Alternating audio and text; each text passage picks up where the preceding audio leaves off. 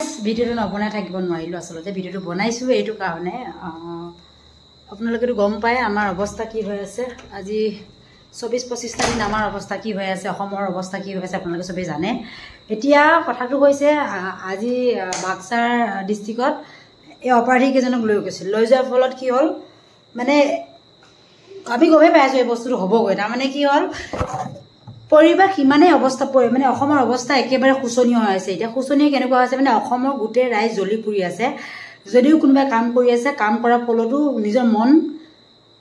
সেই কৰ্মটো নিষ্ঠাৰে পালন কৰিব পৰা নাই আচলতে কামটো কৰিছেহে কিন্তু মনটো সেই জুবিন দাৰ তাত লাগি আছে কি হৈছিল আচলতে জুবিন দাৰ লগত সেই 19 ছেপ্টেম্বৰ দিনা সেই কথাটো জানিবৰ বাবে প্ৰত্যেক ৰাইজে বিচাৰি আছে কি হৈছিল যদিও তেওঁৰ লগত কোনো ধৰণৰ মাৰাৰ হোৱা নাই হত্যা কৰা নাই তেখেতক কোনেও তেও জানিব বিচাৰিছো আমি কি হৈছিল আচলতে ঘটনাটো কি হ'ল আচলতে তাৰ বাবে এতিয়া আজিটো পৰিবেশটো দেখিলে আজি পৰিবেশ একেবাৰে উত্তপ্ত পৰিবেশ যিটো পৰিবেশে বৰ্তমান একদম হুলস্থুল পৰিবেশ এটা সৃষ্টি কৰিলে গোটেই বাক্সাৰ গোটেই ৰাইজ আহি তাতে যেতিয়া সিদ্ধাৰ্থ আৰু শ্যামকানু মহন্ত আৰু জুবিনদাৰ যি দেহ আৰক্ষী দুজন আৰু এইজন কি নাম আছিলে শ্যামকানু মহন্ত সিদ্ধাৰ্থ আৰু সন্দীপন গাগ সিহঁতক যে লৈ গৈছিল হাৰিলে কি বুলি কয় বাক্সাৰ যি কাৰাগাৰলৈ লৈ গ'ল কাৰাগাৰলৈ যেতিয়া লৈ যোৱাৰ লগতেতো নিউজত বস্তুবিলাক ভাইৰেলে হৈ আছিলে তেনেকৈ যেতিয়া গম পাই গ'ল যে জুবিন গাৰ্গৰ হত্যাকাৰী কেইজন লৈ আহিছে বাক্সাৰ কাৰাগাৰলৈ কিয়নো সেই কাৰাগাৰটোত বেছি দিন হোৱা নাছিলে মানে শুভাৰম্ভণি কৰা আৰু তাৰ বাসিন্দাই কৈছে যে বাক্সাৰ ৰাইজে কৈছে যে গাঁওখনৰ বাক্সা ডিস্ট্ৰিক্টৰ ৰাইজে কৈছে যে আমি ইমান ধুনীয়াকৈ এটা কাৰাগাৰ ইয়াতে উন্মোচন কৰিলোঁ কিন্তু এই মহাপাপী নৰকী কেইজন যিকেইজনে আমাৰ জুবিন দাক আমাৰ পৰা নাইকিয়া কৰিলে সেই মানুহকেইজনে ইয়াতে কোনো পথে থাকিব নোৱাৰে আৰু তাৰ বাবে বহুত ৰাইজে উত্তপ্ত পৰিৱেশ হৈ আছিল বহুত পুলিচ প্ৰশাসনটো আহিলে কিন্তু অৱস্থা পিছত কি হ'লগৈ পিছত যায় গুলি বৰ্ষণ কৰিব লগা অৱস্থা কৰিলে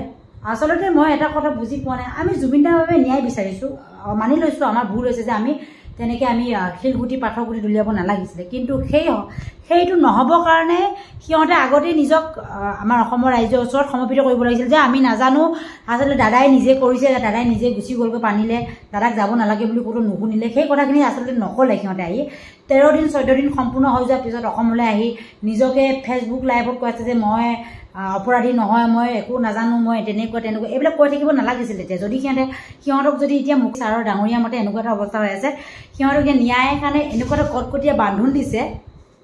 চৰকাৰে যিটো বান্ধোন দিছে মানে তাত মানে কোনো পৰ্যায়ে মানে আমাৰ ৰাইজে একো কৰিব নোৱাৰে এতিয়া এটা এনেকুৱা এটা হৈ আছে এইটো ভাইৰেল অলৰেডি হৈ গ'ল ভিডিঅ'টো যে জুবিন গাৰ্গৰ হত্যাকাৰীক যদি ন্যায় যদি চৰকাৰে দিব নোৱাৰে তেতিয়াহ'লে ৰাইজে ন্যায় দিয়াব আৰু জুবিন দাৰ লগত থাকি ন্যায় ল'ব নিজে কাৰণ এইকেইজনকতো ক'ৰবাত ওলাই গ'লে মাকে মৰিয়া মাৰিব এতিয়া যিটো অৱস্থাত পুলিচ কিছুমানক মাথা ফাটি গৈছে বেছি বেয়া লাগিছে কিয় জানে যিকেইজন নতুনকৈ ছোৱালীয়ে পুলিচত এপইণ্টমেণ্ট লৈছিলে বা পুলিচ প্ৰশাসনত নতুনকৈ চাকৰি কৰি আছে এবছৰ দুবছৰ হৈছে সিহঁতে ছোৱালীবিলাকক দেখি বেছি দুখ লাগিছে সিহঁতে পুলত যাই পেলাই যি মানে ৰাস্তাৰ যি পুল বনাই আছে না পুলৰ কিছুমান পুল তলত আছে তাত যাই পেলাই লুকাই আছে ছোৱালীবিলাক পুলিচবিলাক মাইকী পুলিচবিলাক তাৰ কাৰণে দেখিবৰ কাৰণে বহুত বেয়া লাগিছে যিবিলাক আৰক্ষী ছোৱালী আছে ন বহুত বেয়া লাগিছে দেখি পেলাই কিন্তু কৰিব নালাগিছিল তেনেকুৱা কিন্তু কৰিব লগা হৈছে এইটো কাৰণে যে আমি ন্যায় বিচাৰিব আমি নিজে বিচাৰিব লাগিব আচলতে এতিয়াও আমাৰ চৰকাৰখনে কৈ আছে যে এনেকৈ ন্যায় নহয় যিমান পাৰে মানে গুলি বৰ্ষণ কৰিবৰ কাৰণে আদেশ দি দিছে এনেকৈ নহয় আচলতে অসমখনৰ অৱস্থা এবাৰ বহুত বেয়া হ'ব জুবিন দাই শিকাই দি থৈ গৈছে যে মানুহ কেনেকৈ জীয়াব লাগে আৰু মানুহে মানুহৰ বাবে কেনেকৈ ন্যায় ল'ব লাগে জুবিন দাই শিকাই থৈ গ'ল আৰু অসমীয়া ৰাইজ জাগিল যিহেতু আৰু জাগিয়ে থাকিব গোটেই জীৱনটোৰ কাৰণে জাগিব ইয়াত কোনো মুছলমান হিন্দু কোনো গৰীয়া মৰীয়া কোনো মিয়া কোনো হিন্দু কোনো খ্ৰীষ্টান একো নাই কোনো ধৰ্ম ইয়াত আহি নপৰে মুঠতে অসমীয়া এখন অসমত জীয়াই আছোঁ যিহেতু আমি সকলো অসমীয়াই জীয়াই আছোঁ মুঠতে এবাৰ অৱস্থা বেয়া হ'ব আৰু বেয়া দিন দেখিবলৈ আমাৰ বাকী আছে আৰু খংবোৰ এইটোৱে উঠিছে কিহৰ কাৰণে মানে ইমান পুলিচ প্ৰশাসন আহিছে বা ব্যৱস্থাটো অলপ বেলেগ হৈ গ'ল পৰিস্থিতিটো অলপ বেলেগ হৈ গ'লগৈ নিউজ ৰিপৰ্টাৰবিলাকৰ ওপৰতো মানে শিলগুটি দলিওৱা হৈছে সেইটো কৰিব নালাগিছিলে ৰাইজে কিন্তু মানে শোকত আছে অসমীয়া ৰাইজ শোকত আছে ভাঙি পৰিছে মানে এইকেইটাক নৰপশুকেইটাক ইয়াত কিয় লৈ আহিছে আৰু এটা ডাঙৰ কথা কি জানেনে মই ক'ব লাগিব কথাটো কিহৰ কাৰণে যিখন কাৰাগাৰত এটাও কৈ দি নাই, এটাও মানে সেইখন যিখন কাৰাগাৰ এটাও অপৰাধী নাই, সেইখন কাৰাগাৰতে এই 5টাকে মানুহ কিয় নিব লগা হ'ল? এই মহাপাপীকেইজনক কিয় নিব লগা হ'ল? নিছে কিয় নিব লগা হ'ল? তাত সিহঁতক ইমান কটকটীয়া নিৰাপত্তা দিছে নে? এতিয়াও আমি নজনাকে আমাৰ চকু আঁৰত আমিতো নাজানোৱে, আমি খালি ন্যায় বিচাৰিছোঁ। #জাষ্টিছ ফৰ জুবিন গাৰ্গ বুলি পেলাই আমি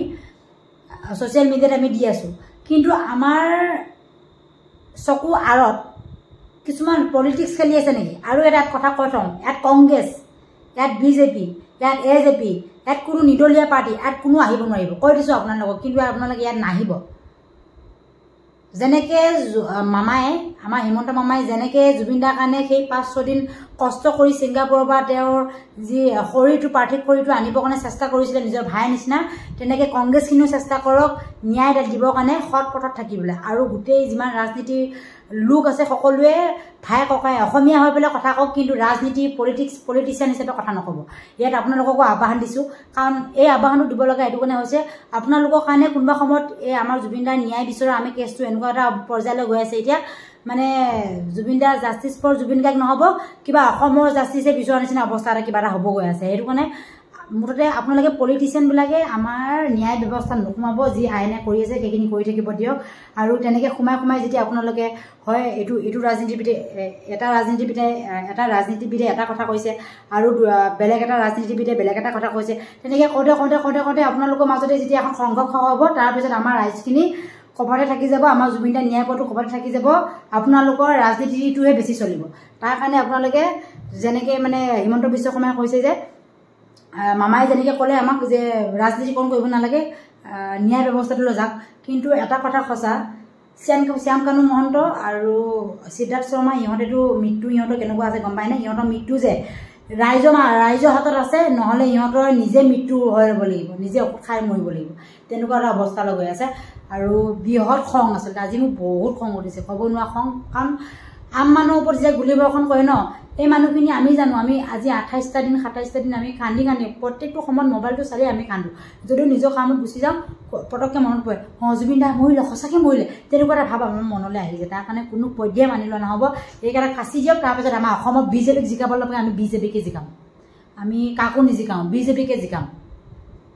একদম এইটো সঁচা কথা, BJPকে ভোট দিম। এখন ঘৰত 10টাকে ভোট আছে, সেই 10টাকে ভোট দি দিম BJPক, হিমন্ত মামাক দি দিম, যি হয় হ'ব। খালি আপুনি ন্যায় দিয়ক, ইহঁতকেইজনক ফাঁচি দিয়ক। আপুনি কি বিচাৰ কৰি আছে? আপুনি ইমান মৰমত বিচাৰ নকৰিব।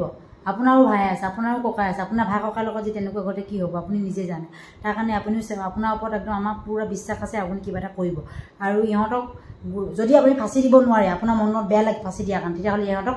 ডাইৰেক্ট জেলত ভৰাই দিয়ক, গোটেই জীৱনভৰ জেল দিয়ক, যাতে জীৱনত বহি